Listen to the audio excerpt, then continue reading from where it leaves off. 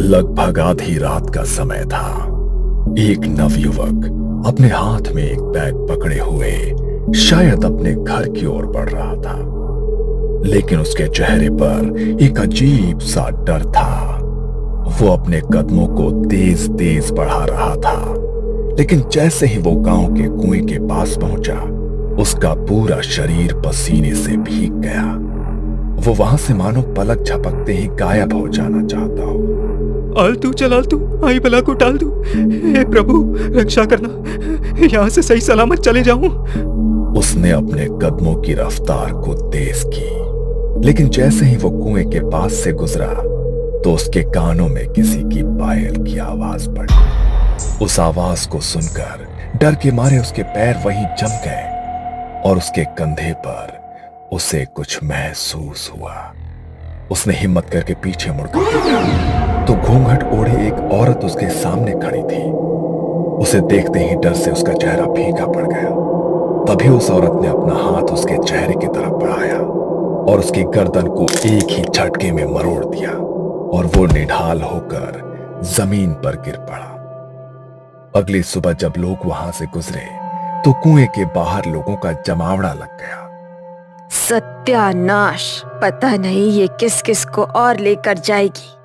पिछले 2 महीने में 5वीं मौत हुई है ये। मना किया था रात को यहाँ से कोई मत जाना। इंसानों को, हमारे जानवरों को, किसी को नहीं छोड़ा इसने। मुझे तो ये सती माता का प्रकोप लगे। सती आसरा का स्थान बनाना होगा।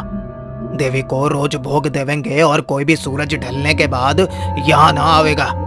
देवी को रात के समय जरा सा भी विघ्न पसंद ना है। अपनी जान बचानी है तो यही करना होगा। माना जाता है कि गांव के कुएं और नदी पर सती आसरा का स्थान होता है, जिन्हें देवी का रूप माना जाता है।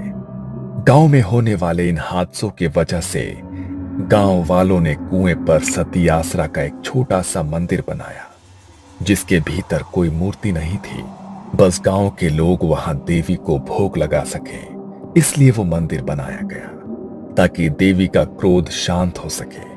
लेकिन उसके बाद भी गांव में होने वाले वो हादसे नहीं रुके। तभी एक रात काले कपड़े पहने एक लड़की, जिसने अपने चेहरे को काली शॉल से ढका हुआ था, अपने हाथ में एक काले रंग की पोटली लिए हुए सती आसरा के डर से अब रात को कोई भी कुएं के पास नहीं भटकता था। इसलिए गहरी काली अंधेरी रात में वो अकेली कुएं के पास अपना आसन लगाकर बैठी और कुएं पर थोड़ी हल्दी कुमकुम और अपनी उंगली से काट कर रक्त का चढ़ावा किया और तेल का एक दीपक भी जलाया। तुम्हारा बदला पूरा हो गया है, तुम अब शांत हो जाओ। गांव वालों को मत मारो, जिनको मारना था उन्हें तुम मार चुकी हो।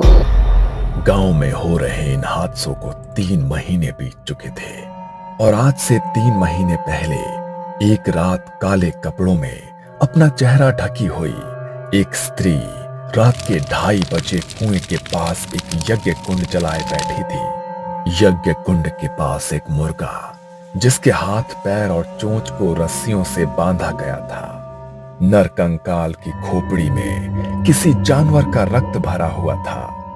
वो उस रक्त का छिड़काव बार बार यज्ञ कुंड में कर रही थी और बड़ी ही धीमी आवाज में कुछ मंत्रों का उच्चारण भी कर रही थी। तुम्हें जागृत होना पड़ेगा। तुम्हें जागृत किए बिना आज की रात मैं यहाँ से नहीं जाऊंगी। बलि स्वीकार करो। उसने उस बंधे हुए मुर्गे को उठाया और धारदार चाकू से उसकी गर्दन को एक झटके में अलग कर दिया। उसकी आहुति उसने यज्ञ कुंड में चढ़ा दी। तभी वहां एक अजीब सी सिहरन उठी। रात के सन्नाटे में मानो कोई दबी आवाज उसे सुनाई देने लगी। कुएं के भीतर से मानो किसी की आत्मा निकलकर बाहर आ गई हो। उसने पीछे मुड़कर देखा तो घूंघट ओढ़े एक औरत उसके सामने खड़ी थी। जाओ और खत्म कर दो उन्हें। मुझे अपना बदला चाहिए। जाओ। मानो जैसे वो उसकी आज्ञा का इंतजार कर रही थी। उसके इतना कहते ही वो गांव की ओर बढ़ी और एक घर के बाहर जाकर रुक गई। दरवाजे पर ठक ठक की आवाज हुई। अरे इतनी रात को कौन आया है? रात के 3 बज रहे हैं। इस वक्त कौन दरवाजा खटखटा रहा है? तभी दरवाजे पर फिर से ठक ठक की आवाज आई। पता नहीं कौन आया है, देखना ही पड़ेगा। मंगल दरवाजा खोलने के लिए गया। दरवाजे से अभी भी लगातार ठक ठक की आवाज आ रही थी। अरे बोल रहा हूं ना।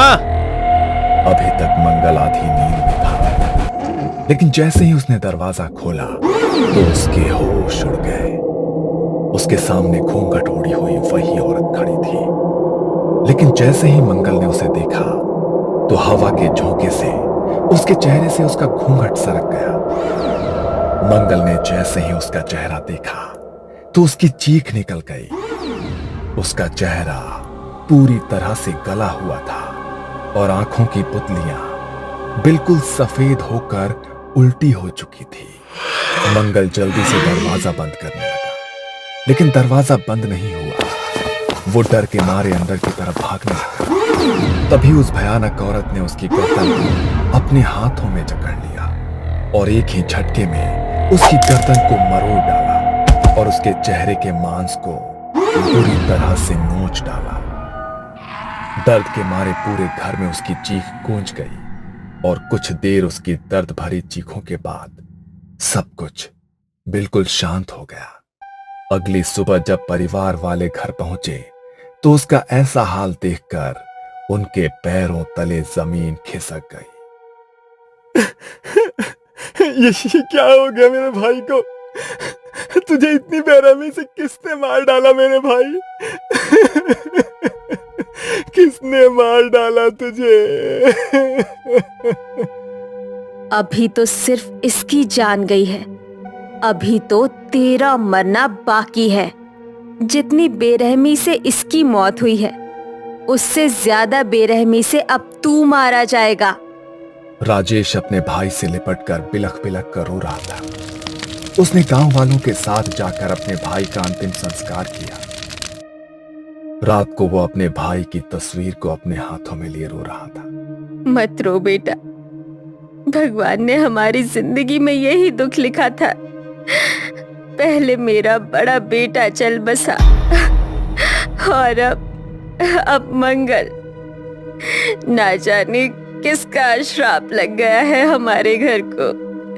एक के बाद एक अनहोनी घटती ही जा रही है। मंगल की मौत कोई सामान्य मौत नहीं है माँ। किसी ने जानबूझकर मारा है उसे। उसकी हालत नहीं देखी क्या तुमने? कैसे उसके चेहरे पर पूरा मांस नोचा हुआ था।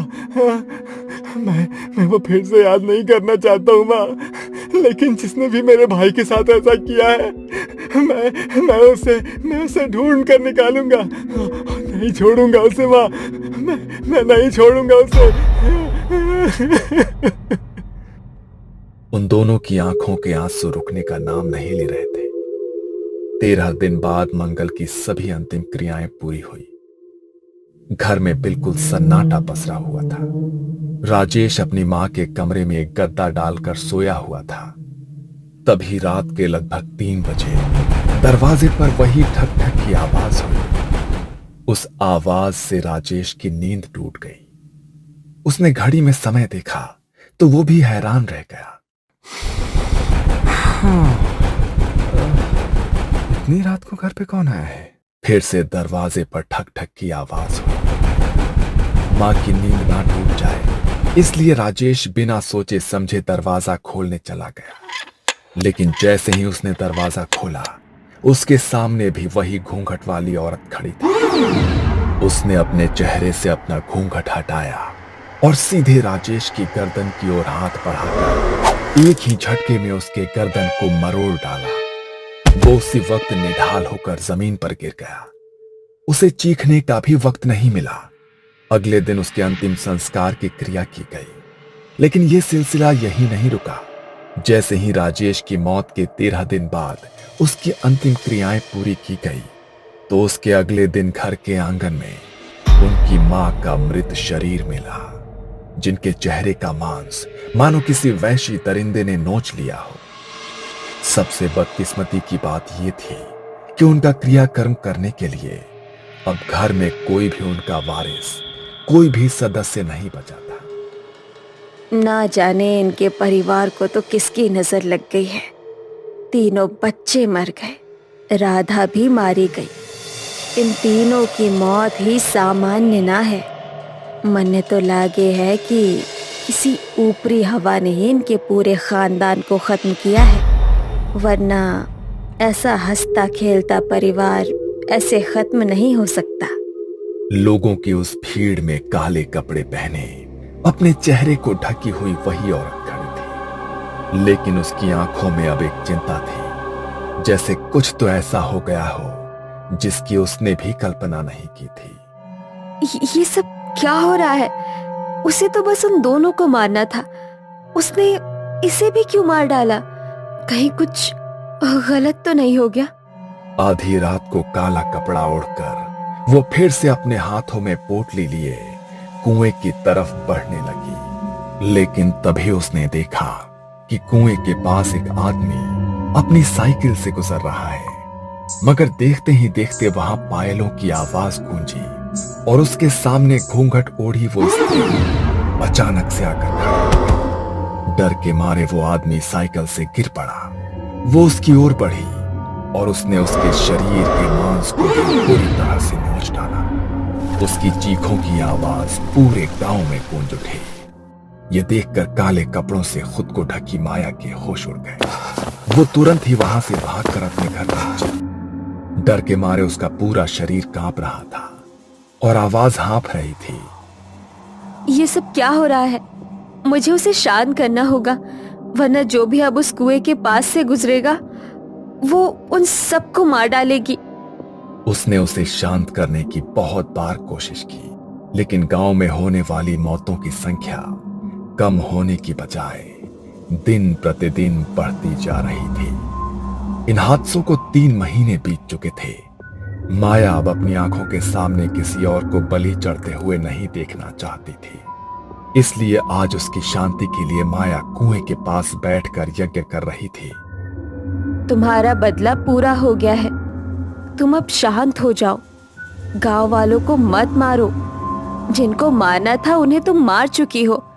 अब क्यों तुम गांव वालों की बलि देने पर तुली हो? तभी अचानक वहां बहुत जोर से हवा चलने लगी, जैसे कोई उसे अपनी मौजूदगी का एहसास कराना चाहता हो। कुएं की मंडेर पर जल रहा वो दीपक हवा के झोंके से बुझ गया और उसे भी अपने आसपास पायल की आवाज सुनाई देने लगी। उसने पीछे मुड़कर देखा तो वही औरत उसके सामने खड़ी थी। उसके चेहरे से घूंघट हट चुका था और उसका भयानक चेहरा गुस्से में उसे ही देख रहा था। देखो, तुम्हें शांत होना होगा। तुम अपनी छोटी बहन को इस तरह नहीं मार सकती। मैंने तो बस तुम्हारे बदले के लिए तुम्हें जागृत किया था। तुम दूसरों की जान क्यों ले रही हो? उन्होंने तुम्हारे साथ जो किया उसका बदला ले लिया है ना तुमने? आज से 4 महीने पहले गांव के एक घर में मातम का माहौल था। घर के बड़े बेटे का उसकी शादी के कुछ समय बाद ही निधन हो गया था। घर में 2 जवान बेटे थे, जिनकी नजर अपनी विधवा जवान भाभी पर पड़ गई थी। मंजू अपने पति की मौत के गम में खुद को अपने कमरे में बंद किए बस रोए ही जा रही थी। तभी उसके दरवाजे पर जोर जोर से खटखट की आवाज हुई। उस खटखट की आवाज से मंजू अचानक से सहम गई और दीवार की तरफ घिसटती चली गई। उसने दरवाजा नहीं खोला। तभी अचानक 2 लोग दरवाजा तोड़कर अंदर आ गए। इतनी देर से हम लोग दरवाजा खटखटा रहे हैं, तुझे समझ में नहीं आ रहा है? हैं? तुझे क्या लगा था कि तू दरवाजा नहीं खोलेगी तो हम अंदर नहीं आ पाएंगे? हैं? देखो, ऐसा मत करो। मैं तुम्हारी भाभी हूँ। भाभी माँ के समान होती है। कुछ तो सोचो। चुप, बिल्कुल चुप। तो इस घर की बहू है। अब हमारा भाई तो मारा गया, अब तुम्हारे ऊपर हमारा भी तो कुछ हक हुआ ना। अब अपने ये आंसू बंद करो। वो दोनों किसी शैतान की तरह हंसते हुए मंजू की तरफ बढ़ने लगे। मंजू इस तरह अपनी इज्जत को अपने हाथों बर्बाद होते नहीं देख सकती थी। उसने उन्हें धक्का मारा और बाहर की तरफ भागी। वो दोनों भी उसके पीछे पीछे भागे। उनसे अपना पीछा छुड़ाने के लिए वो गांव के कुएं की तरफ दौड़े और उनसे अपना रक्षण करने के लिए कुएं के अंदर कूद गई। अब क्या करें? ये तो कुएं में कूद गई भाई। अरे अब कूद गई तो कूद गई, जल्दी निकल यहाँ से, वरना अगर किसी ने देख लिया ना तो इसके मरने का इल्जाम हमारे ऊपर ही लग जाएगा। मैं अच्छी तरह जानती हूँ कि क्यों मरी है मेरी बहन और कौन है उसकी मौत का जिम्मेदार। तेरी मौत का बदला तो मैं लेकर रहूंगी मेरी बहन। माया अब अपनी बहन की आत्मा को जागृत करके उसकी मौत का बदला तो ले चुकी थी, लेकिन उसने अपनी बहन की आत्मा को जिन तांत्रिक विधियों के जरिए जागृत किया था उसे शांत कर पाना अब उसके लिए नामुमकिन हो गया था। वो अपने कमरे में घबराई हुई बैठी थी। तभी रात के लगभग 1:30 बजे किसी ने उसका दरवाजा खटखटाया। इतनी रात के कौन आया है? माया ने जाकर दरवाजा खोला तो घूंघट के अंदर वो आत्मा अब उसके सामने खड़ी। उसे देखकर माया के रोंगटे खड़े हो गए। तुम नहीं नहीं, देखो तुम मुझे नहीं मार सकती। मैंने तो तुम्हें इसलिए जागृत किया था ताकि तुम अपनी मौत का बदला ले सको। होश में आओ। मृत्यु के बाद आत्मा किसी की सगी नहीं होती। माया ने उसे जागृत तो कर दिया, लेकिन अंत में वो खुद भी उसकी मौत का कारण बन गई। उसने अपने हाथ माया की गर्दन की तरफ बढ़ाए और एक ही झटके में उसके गर्दन को भी मरोड़ डाला और माया की कुछ आखिरी चीखों के बाद सब कुछ बिल्कुल शांत हो गया। कहा जाता है कि गांव के लोगों ने डर के मारे पूरे गांव को खाली कर दिया और दूसरी जगह स्थानांतरित हो गए, लेकिन लाल घूंघट में वो आत्मा आज भी उस गांव में भटकती रहती है और जो भी उसके सामने आता है उसे वो मौत के घाट उतार देती है।